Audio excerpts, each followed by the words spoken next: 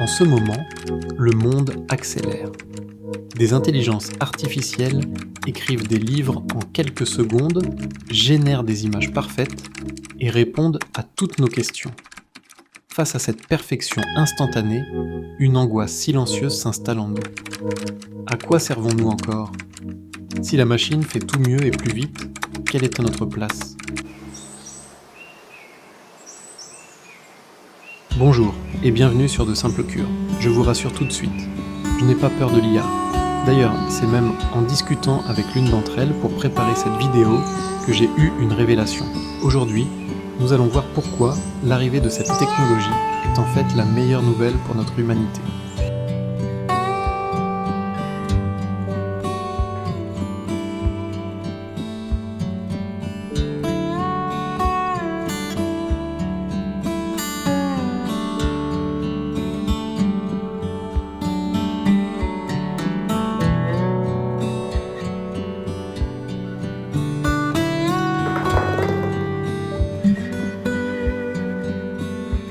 La promesse de la technologie a toujours été de nous faire gagner du temps.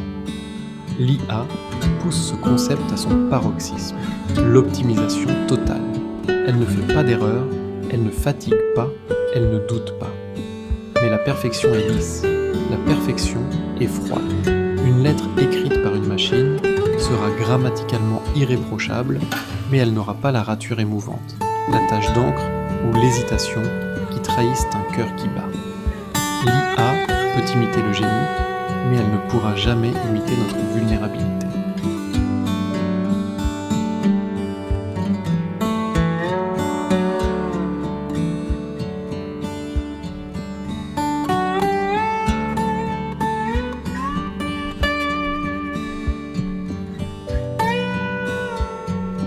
C'est ici que se trouve votre nouveau super-pouvoir, le droit de faire les choses lentement et de les faire mal.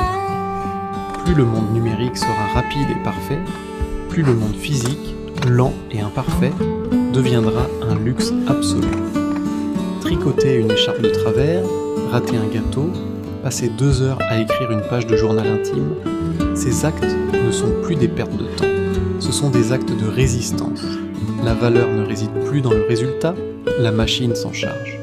La valeur réside désormais dans le processus, dans la joie de faire les choses de vos propres mains.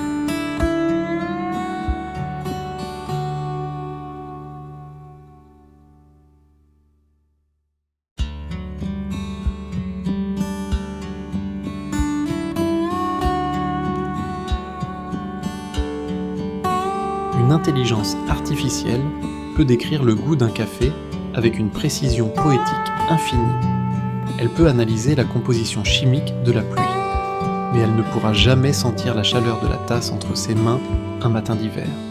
Elle ne connaîtra jamais l'odeur de la terre mouillée après l'orage. Elle ne ressentira jamais la fatigue satisfaisante après une longue marche, l'expérience. Voilà ce qu'elle ne pourra jamais nous prendre.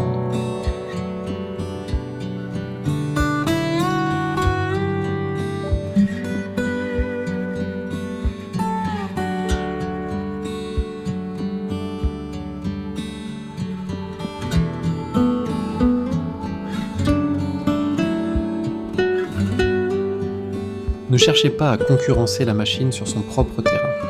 Vous ne serez jamais aussi productif, rapide ou infaillible qu'elle. Et c'est une excellente nouvelle. Vous êtes libéré de ce fardeau. Laissez-lui l'optimisation et gardez la contemplation. Soyez inefficace, soyez humain. Dites-moi en commentaire quelle est cette petite activité manuelle, même imparfaite, qui vous reconnecte immédiatement au monde réel. Prenez soin de vous et foutez-vous la paix.